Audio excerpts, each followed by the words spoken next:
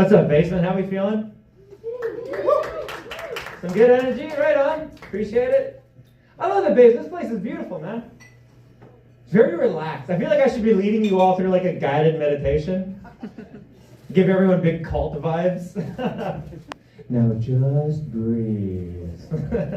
Now, who here's drinking? The ladies in the back are so polite. They're like us. If we get them now, round of shots. Who here's not drinking? Who here's sober? One polite hand, one. In 5 days, I'm going to be celebrating something very important to me. I'm coming up on 3 years of continued sobriety. Whether you're drinking, whether you're not, let's have a good time. Love me my soberness. I don't know. I kind of already asked, but is anyone in the program? Anyone in Alcoholics Anonymous? All right, let's keep it anonymous. Yeah, anyone who should be in the program, maybe? I've learned to tell people, I'm in AA, maybe. Keep it quiet, keep a little secret about myself. But here's AA if you've never been. You sit in like a church basement and you share about your problems. The thing for me is I'm a self-sabotager. So anytime I'm happy, I'll ruin it for me. But that means that when I share at an AA meeting, it's like always happy. And then people don't like it, they get annoyed. Because I'll be sitting there like just on a Thursday there, I was sitting and I was sharing. And I was telling them, like, I'm in a very good mood. The basement contacted me and said that I could perform on their stage. And it put a smile on my face. When this lady next to me goes, excuse me, the basement? Don't they serve alcohol there? And I was like, yeah, of course. You could go places and not drink. It's kind of this whole program. I don't know if you're picking up on that, but it ultimately comes down to you, right? So she's like, no, but I'm sorry, does everyone know what you do at the basement? I was like, what's her problem? I don't even think that you know what I do at the basement. So finally, she's all indignant. She just stands there. She's like, I am so sorry. This guy to my left, his name is Jeff. He's a stripper. I was like, no, I'm not a stripper. What the hell? The basement, it's a comedy club and a lounge. It's excellent. Check it out. God, I need stand up. So then I yielded my time, and the meeting continues and continues. And I'm like, hey, hold on a second. Doesn't that mean that you think that I could be a stripper? She's like, I am so embarrassed. I'm like, don't be embarrassed. I am a stripper. Maybe. It all depends if rent's due. My landlord likes the security cameras. I'm like, keep it cheap, baby. Yeah. Gotta give him a show. I'm the stripper. What's going on over here? You're giving this gentleman a lap dance. He paid for it? Oh, that's fair. I support sex work. I really do. I support sex workers with cash. $30 on the table, no touching. One dance, one song. You guys don't support sex work? The inner workings of lipsticks. Oh boy. So I graduated recently as a social worker. By law, I have to support the ladies. I don't want to talk about that before I get too far. I can see that some of you guys are guessing. I'll just say I'm native. I'm just stealthy about it. There's an issue going on in Indian country, which is why I always have to state that I'm indigenous. It's called pretendians.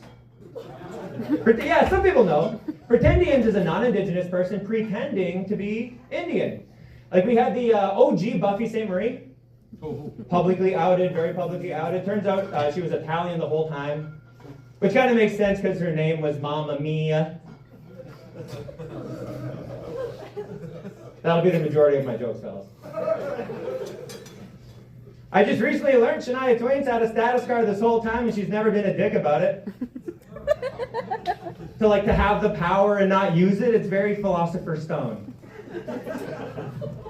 But for myself, it fucks me up because native people will get paranoid and start turning on each other. And if you're looking at me up here, people will look at me and be like, that light skin isn't native. Fucking pretty boy.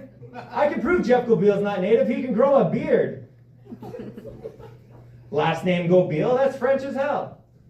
I gotta tell people all the time, guys, I am Indigenous. I have my status card. I am proudly from Manitoba. Housing. I'm a Manitoba housing success story, y'all. I grew up on welfare. What can I say? That's why when I walk in a place like this, I'm like, what can I steal? What can I get away with stealing, you know? Every now and then I'll go to 7-Eleven, I'll still steal an O. Henry. It's just habit, like. Manitoba housing success story. Anyone else Manitoba housing success story out there? My man, what's up? One other person who doesn't want to say. Some of you might not know what that is. A Manitoba housing success story just means that I lived older than 22. Jesus. You know what's great about that? When I reach 40, Wob Canoe will hug me. He'll be like, bring it in, my young Nietzsche. My young Nietzsche, you made it. It'll be over soon. He'll pull out a bottle of Alberta Pure. You guys see that video of him at that pop-up LC just down the road there? Oh. Of course, Wob Canoe shows up to the trailer LC. Like, come on, Wob. During the video, he's doing like a press conference. He holds up a box of Twisted Teas. He's like, it's meme culture. I'm like, dude, they're going to take a screenshot, man. That's forever. I told you guys I'm sober. When I tell my friends I'm going to the LC, they know I mean Little Caesars. I'm like, I got a box. They're like, is it hot and ready? Now I got to chill on the pizza, man. I tend to, what's it called? I tend to depression eat my feelings real hard. I was sharing with my friends before the holiday break, and I guess my one buddy was getting a little sick of my belly aching. Because I guess I was dumping on a little too much. He's like, Jeff, if you got some serious problems, just go talk to a therapist. Like, seriously. And I don't want to come across like a dick, but I'm like, I'm a man. Man? I'm not going to go to therapy. So my buddy's like, if you're not going to go to therapy, at least go to the gym, something. And I was like, dude, you're a fucking genius. My issue is I'm not super familiar with the free weights and those machines that you got to like lock in and do like all that. They kind of scare me. But I do know the Stairmaster. You just hit that green button and you're mastering stairs. That's awesome. 4 minutes on the Stairmaster, I had an epiphany. Therapy it is. God, I am no man. What was I thinking? The gym has all these scary signs on the wall. They're like, don't drop the weights. Don't make them heavy. One guy saw me drop a weight and he got like a little too excited. He ran over. He's like, listen, young man, I'm going to put you on game. You want to do these reps, and each rep in 10 successions is called a set. 3 sets, and your third set, that's the fatigue set. That's when we build the muscle. I was like, fatigue set? Man, I walked here. I came tired. Was I building muscle then? I was tying my gym shoes and my Fitbit registered activity. How unhealthy is that? You can't write that. You can only live that. Oh yeah, I was talking about the holidays. I couldn't even get into Christmas. My house is still not over Halloween. For Halloween, we wanted to be the house on the block that's giving away full-size candy bars. And we were thinking, hey, last year we got about 20 kids. Just to be safe, let's double it. And then me and my wife were like, no, let's get like 60 full-size candy bars. And then this year for Halloween, we got 9 kids. So now we have like 51 candy bars we got to give away. No one wants candy bars after Halloween. And then Thanksgiving, and then Christmas, everyone's like, oh, no thanks, I'm watching my figure. I was like, what am I supposed to do? So I started going to 7-Eleven and just sneaking O. Henry's back on the shelf. It was like the opposite of my childhood. Store clerk is like, you in the coat, are you stealing? Young man, are you stealing? I was like, I'm not stealing, but I am fucking up your inventory. Kind gonna share a little bit of a story, actually, if you guys don't mind. What I actually got for Halloween. I mean, not for Halloween. What I got for Christmas. Yeah, kids in the back. What I got for Christmas, I got jumped in Osborne Village. And before we get too into it, I am completely safe. It was actually funny in hindsight. Not a single stab wound. We're good. I was leaving a comedy show with my autistic buddy. He's a comedian. Actually, he's on the show. And as I was coming out, I decided, hey, Kauai crepes right there. I'm going to get myself one of those ice cream crepes. So I did, and as I came out, this one guy's like, dude, it's winter. Who gets ice cream? And I was like, I do. And he said, hey, man, fuck you. I was like, what the hell's your problem? So I looked at his friend, because there was two of them. I was like, your buddy all right? He's like, keep walking, you little pussy. Dude, two guys are swearing at me, and I'm holding ice cream. I'm like, you guys are so lucky that the hot crepe is melting this ice cream. I don't think they thought it through, so I bit the bottom of the crepe and just kind of... So these guys continue to swear at me. I'm like, you know what? You're both fucked. And I turned this way to walk away. I didn't know there was a third friend. A woman who tackled me. Maybe I should have stayed at the gym a little longer. But no, she tackles me back into the group. I drop my ice cream. I'm like, oh. So I'm looking. I'm like, can I save it? Maybe from that angle? No. And I looked up. I didn't realize they flanked me. 3 people in Osborne Village on a Monday, 10 p.m. And I'm about to get jumped with my back to a brick wall. I was like, I feel 17 again.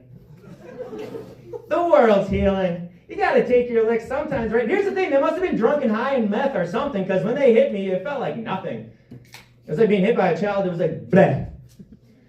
So I'm getting hit, and I'm getting kicked, and I'm getting pushed. I'm like, dude, this sucks. So I just kind of skedaddled out of there. No word of a lie. They didn't even stop me. I just pulled up my phone, and they're like, yeah, call your friends. Call your boys. Get them all down here. I'm like, oh, my God. My boys. First of all, it would take them 5 minutes to warm their cars up. I'm going to start a gang turf war in Osborne Village. What are you talking about? I'm like, my boys. I called the cops. I am 35 years old. I'm not getting in a fight. What the hell? So these guys, one guy had to come verify. He's like, he did call 911. This guy's a snitch. Fucking snitch. Fuck you, snitch. And they all take off. I forgot that 911 was on the phone the entire time. And I know I just told the story, but I was mouthing back a little harder. I might have been swearing a little more than I let on. 911, of course, was like, 112 Osborne, we have a car on the way. Were you assaulted? I was like, no, don't even bother. Like, I feel embarrassed to even call. It was more so to scare them off. They're like, were you assaulted?